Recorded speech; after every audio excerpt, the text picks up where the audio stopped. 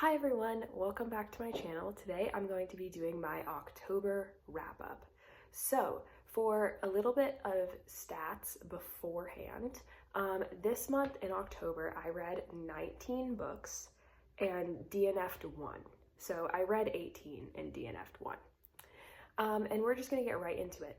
So the first book I read was The Night and the Moth by Rachel Gillig. I gave this book 3.5 stars. I think what really lost me with this book was that the gothic vibe kind of disappeared. I think it was a disconnect between how this book was sold to me and how this book is actually written. So for those of you who don't know, this book is about a nun who can see people's fortunes.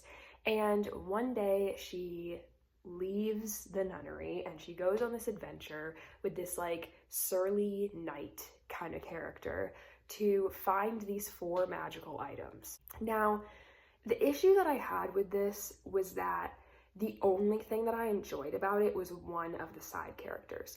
I think the beginning was great. The whole premise was really, really good. I just think Rachel Gillig has this problem where like the premise is absolutely amazing for every single one of her books, but then over time she writes herself into this corner of like comedic relief and juvenile prose. And I think that that is kind of what lost me with this book. It wasn't bad by any means. It was actually pretty okay, but I think it doesn't even come close to One Dark Window in terms of quality or skill. The second book I read was Salvage the Bones by Jesmyn Ward, and I gave this book 4.25 stars. So this book is about a family who lives in Mississippi, and a hurricane is coming, specifically Hurricane Katrina. And the 15-year-old daughter in the family who's telling the story has just found out that she's pregnant, and she doesn't really know what to do because her mother died in childbirth. And that's not a spoiler. It happens in like the first chapter of the book. This book is incredible. I wrote in my notes, so good, I don't even know how to react. Like, everything about this is just so wonderfully written. I think that the main characters are so imperfectly compelling, and quite honestly, the problems that they face in this book are really realistic. And I think everyone should read this. It's the perfect story of what family really means, what community really means, and I don't know. I just thought it was great. The third book I read this past month was Vampires of El Norte by Isabel Cañas, and I gave that book 3.75 stars. So Vampires of El Norte is a book about a girl and a boy who live on essentially like a ranch in Mexico, and when they're young, the girl is attacked by something and she almost dies. And then the boy ends up leaving the ranch and he comes back many years later and he meets the girl again. But when they've grown up and he comes back to the ranch, there are more of these like creatures that attacked the girl in the beginning coming back and wreaking havoc. And during this is also the Mexican-American War, which was when Mexico and Texas fought over the river that now divides Texas from Mexico. I liked this book. I do not think it's the strongest book from Isabel Cañas at all. I would highly recommend The Hacienda way more, but it wasn't bad. It just didn't really draw me in. I think that the 2 main characters spent too much time being angry at each other for things that I don't think they were justified to be angry about for that long. And so it just kept getting repetitive. It would be like, oh, I want to be with him, I love him, but I'm still mad at him. And, you know, like, I think that it overdid that part a little bit too much, and it started to annoy me. And then we have the book that I DNF'd, which was Rewitched by, I believe, Lucy Jane Wood. I DNF'd this at about 20%. It's not to say that this book is bad. I just was not in the mood for like a cutesy, witchy romance type of story. And I'm sure I will go back to this at some point. It's a very seasonal book. I just didn't connect with it right away. And so, you know, it might be for you, but it wasn't for me. Then I read Bury Our Bones in the Midnight Soil by V.E. Schwab, and I gave this book 4.5 stars. So Bury Our Bones in the Midnight Soil is about a girl named Alice who goes to school in Boston, and one night she goes out and she meets a girl, and they have a one-night stand, and when Alice wakes up, she's like violently ill in a really weird way. And so she goes around Boston essentially to try and find this girl and figure out what happened to her as a result of this one-night stand. Now, the other thread of this story is a historical thread about a woman who ends up getting married to this like rich guy, and then, you know, after she gets married, she realizes that she hates him, and she also gets the same thing that Alice does, and she ends up leaving her husband. And then you watch as these stories kind of intertwine across history. I've heard that this book has a similar mode of storytelling to Addie LaRue, so if you liked the way Addie LaRue was constructed, you will probably like this. But this is lesbian vampires, so if you're not into that, you might not be into this book. I think this is essentially like Lesbian Interview with the Vampire crossed with the book Lucy Undying by Kiersten White. And I think that this does a really great job of making you care about characters that are objectively despicable people. And I love books like that. So if that's for you, then you should read this book. The next book I read was Memory Called Empire by Arkady Martine, and I gave this book 4.5 stars.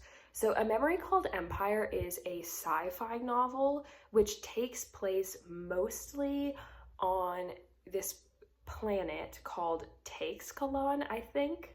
Don't quote me on that. And it's about this human ambassador who has just learned that the previous human ambassador died mysteriously, and now she's being sent to be the new ambassador and also figure out what happened to him. And when she's there, she has like an assistant or like ambassador wrangler called 3 Seagrass, and they become friends as our human ambassador tries to uncover the mystery of what happened to her predecessor. The cool thing about this book, though, is that the main character has essentially like an implant in her head that allows her to talk to her predecessor, and allows her to hold all of his memories, except she has one that's 5 years out of date. So she has to figure out like the gaps in between what memories of his she has and what new memories he made while he was in Taixcalan. I loved this. This is what I want from sci-fi now.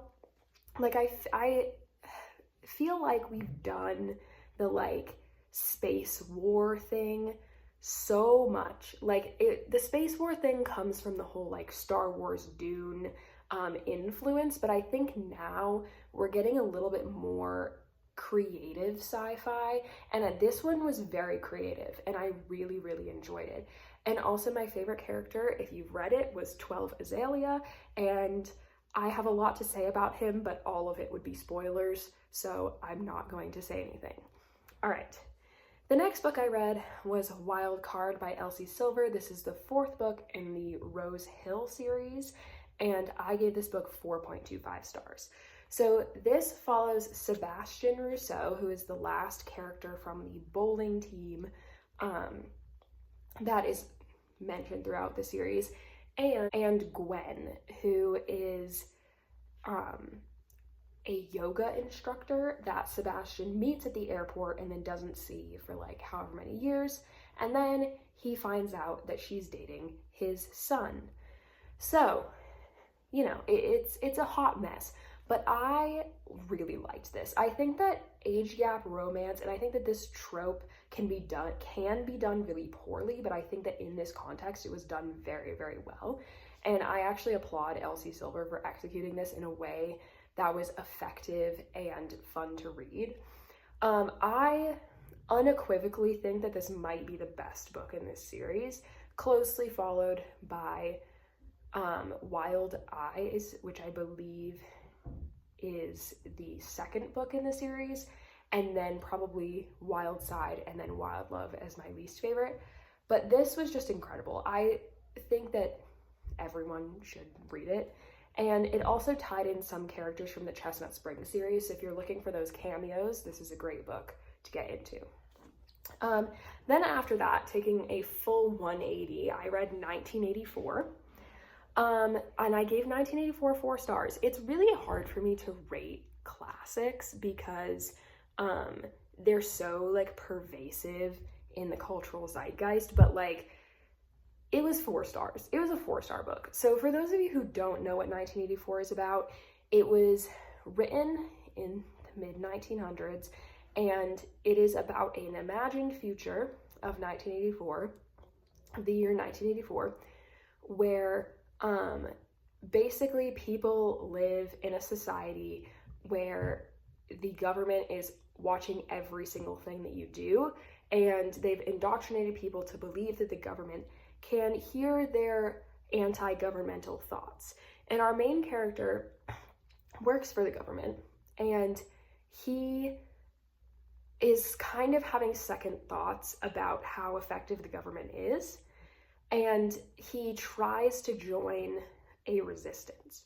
And so that's essentially like what the book is about. I gave this 4 stars because it slayed. It was also literally traumatizing. I think that 1984 is definitely not the most well-written classic that I've read. It's particularly not the most well-written thing I've read by George Orwell, but it is a classic for a reason, and I think the message in it still holds up at this point. The next book I read was Cytonic by Brandon Sanderson. This is the 3rd book in the Skyward series, where we're continuing to follow Spensa. Again, I don't want this to be spoilers, so I'm not really going to tell you too much more than that. I gave this book 4 stars. It was definitely the worst one in the series by far, but that doesn't mean that it was bad. It was still good. It just wasn't as good as the rest of the series. I think what hit this for me was that this book really took us out of the main story that we were following. Like, up until this point, we had been following essentially like a war between the humans and the aliens. And in this book, that kind of takes a back seat to describe this like other adventure that Spensa is going on. And honestly, from what I've heard, and I think I agree, I think the novella set should have been the 3rd book, and this should have been the extra book. Because this probably did not need to be a 400-page book. But it was still good, and I still enjoyed reading it. It just wasn't, like, exceptional. It's definitely not Sanderson's best work. Then I read The Emperor of Gladness by Ocean Vuong, and unsurprisingly, I gave this book 5 stars. I think everything Ocean Vuong writes, I'm probably going to give 5 stars, because that's just the way that works for me.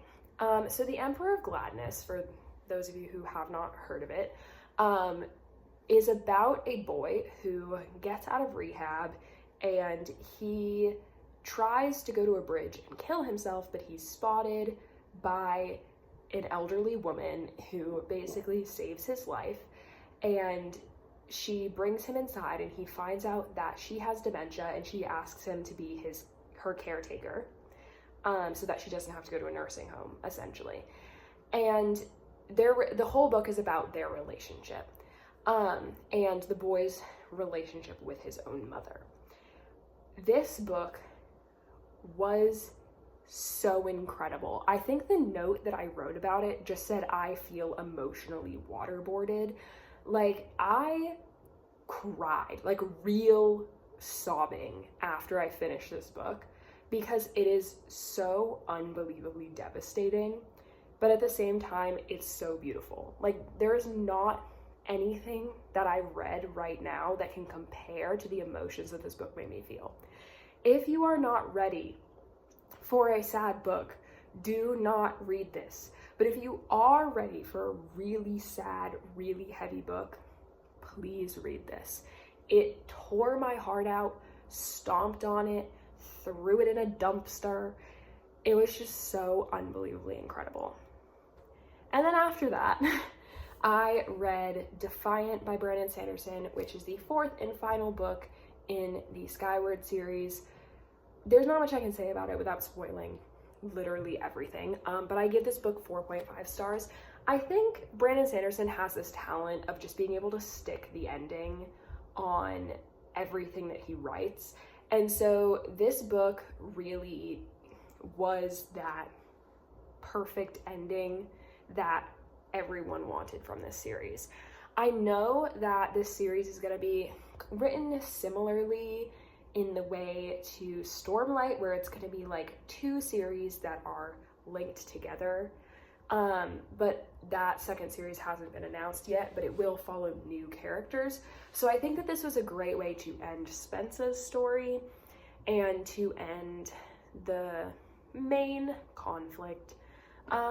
Yeah, I mean, it was good. I wouldn't say that it was like my favorite thing I've read this year, but it was solid. And then after that, I read The Thief by Fuminori Nakamura, and I gave The Thief 2 stars. The Thief is supposed to be this like dark noir type of like thriller-esque story, but I just didn't like it. I straight up didn't like it. I think that there's nothing that I have to say about it that is good, but again, I finished it, so I gave it 2 stars. It's about this man who got wrapped up in this like crime job a while back, and now he's being pursued by like other people because he's a loose end. It was just not good. Like, I have nothing to say. It just wasn't good, and I didn't like it. And I don't think that anyone who's watching this will like it if you have similar book taste to me. The next book I read was The Wicked Deep by Shay Earnshaw, and I gave this book 4.25 stars. I forgot how much I liked Shay Earnshaw. I love literally everything she writes, and I forgot somehow, magically exited my brain.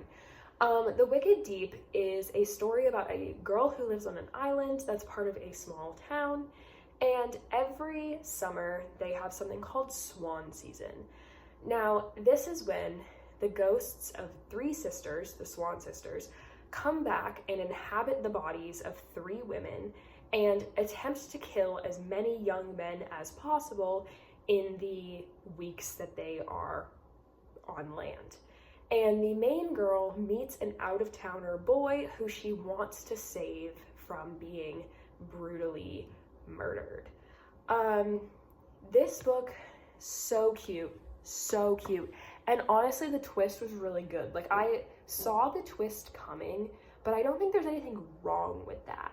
Like, I think people have this misconception that like you should not see the twist coming at all, but I disagree. I think it's more fun when you see it coming and there's nothing you can do about it. I just thought it was incredibly well done. I thought it was very Halloween, but also could be read in summer kind of vibe. And it had that great like little small town in the Pacific Northwest kind of vibe. Then I read The Devils by Joe Abercrombie, and I gave this book 4.25 stars. This book is about a group of people who are mostly magical beings, like there's a vampire, a werewolf, a magician, etc., who are part of this like 13th chapel of like the Holy Roman Church. And they are sent with a priest who is their new like handler, and these two other people who like manage them to install a princess on the throne of Troy and protect her from her cousins who are evil and want to kill her. This book is very, very reminiscent of the movie Suicide Squad. It has very much the same like archetypes. I think honestly, like, this is really good. I think it took me a second to get into it. I will not lie. I was not interested for about the first 50 pages. And then suddenly it just like started moving and it started getting really, really good. And the relationships cultivated between the characters in this book are so strong, so well done. I will say the humor can be a little bit juvenile. And you can tell that it's written by a man based on the humor, but it didn't take away from the story. Like, there was definitely overall good vibes in here. So if you really like fantasy with that bit of like Hollywood-esque, kind of cringy humor, this is probably for you. And then after that, I read Bunny by Mona Awad, and I gave this book 3.5 stars. So Bunny is about a group of literature grad students who are all in the same class together, except 4 of them are all dressed exactly the same, are all over each other all the time, and always refer to each other as Bunny. And the 5th girl finds this very weird, but she is invited to one of their like writing workshops that they do together, and she kind of becomes indoctrinated into their like cult-esque thing they got going on. This book is really weird, and I normally like really weird books, so I was kind of surprised by the fact that like I didn't love this. And I think, honestly, it lost me after the first third. I think the first third was really strong, and I was weirded out, but I was kind of having a good time. And then it just kept getting weirder and weirder and weirder, but then the ending was really good, so I felt like I couldn't give it, like, a bad star rating. So I landed on, like, 3.5, because it was very middle of the road for me. I think people should try this, because you never know if you're gonna like it. It just wasn't my favorite thing I've ever read, and I'm probably not going to pick up the sequel. I'm gonna be quite honest, because I don't think this book needs a sequel. And I think a lot of people agree with me on that. Then after that, I read The Magician's Daughter by H.G. Perry, and I gave that book 4.25 stars. So The Magician's Daughter is a story about a girl who's raised on an island by a magician. And one day the magician goes missing, and she has to leave the island to go rescue him, and she's never left the island before. And she finds out all of these things about like what magic in life are like off of the island, and it like changes her whole perspective on her entire life. This book was so cute. It was so good. I could read like 10 more right now. It just had like that perfect found family vibe, minimal, if any, romance whatsoever. I do think that the plot towards the end got a little bit repetitive, because like her and the magician kept like alternating getting captured and rescuing each other, which was a little bit repetitive and annoying, but I did overall enjoy it. So I feel like it was strong. And if you like these kind of like cutesy books about magic, I think you would like this. This did what I wished Rewitched would have done. Then I read Our Crooked Hearts by Melissa Albert, who is the author of The Hazelwood, and I gave this 3 stars. So Our Crooked Hearts is a book about a girl whose mom is like low-key really weird, and her mom keeps like disappearing out of the house and like doing really weird stuff, and the girl is like, what is happening to you? And then she's like snooping around, and she keeps finding even more weird stuff. And so she's like trying to figure out what is going on with her mom. And the other timeline is like explains to you how her mom like got to this part of her life.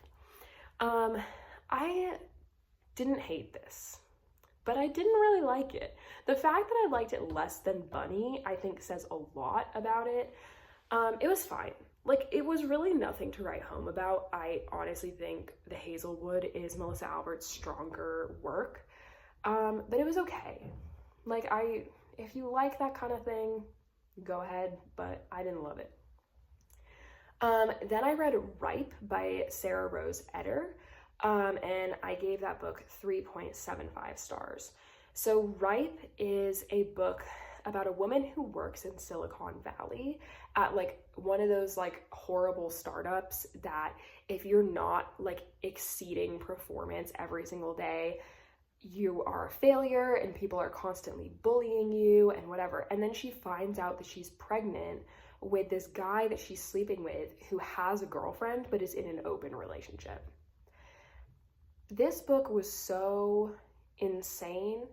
Like, I don't think I realized how bad like Silicon Valley startup culture was until I read this book. I think honestly, if you are okay with books that are like low-key a little bit boring, but create a feeling in you that is so hopeless that like you can't help but like empathize with the character, this book is for you. I ate this up. I'm not gonna lie. I read it in one day. It's really short, but it did make me feel kind of depressed. So just be warned. And then the last book I read in October was The Floating World by Axio, and I gave this book 3.75 stars. This book was pretty good, I would say. It's about a girl who has this kind of magical power where she glows sometimes and she can like kill demons with it. And she's supposed to hide that power, but she kind of remembers why, but not really. And then there's this boy who's like a sword for hire who gets hired on a job to find the girl with the glowing so that way he can figure out what happened to his brother because he lost his memories of his life before 2 years ago. And so they find each other and he abandons his mission to help her fulfill her mission of saving her uncle. And they just like bond and become really close and they uncover all of their mutual mysteries. Honestly, this was really cute. It was really well done. I just think that it wasn't for me. Like, I think I'm kind of aging out of this kind of like YA new adult fantasy genre. So it's not to say that it was bad. I think it was just my perception and my literary needs at this time in my life that it didn't really fulfill. And I probably won't be continuing the series. The second book is out, I believe. But I don't know. It was good, but I need to move on from it. And that was my October wrap up. So you guys can look forward to some more videos from me each week. I'm going to be doing a bookshelf tour and probably a book shopping vlog. And I will catch you on the flip side. Subscribe, leave a like. Bye bye.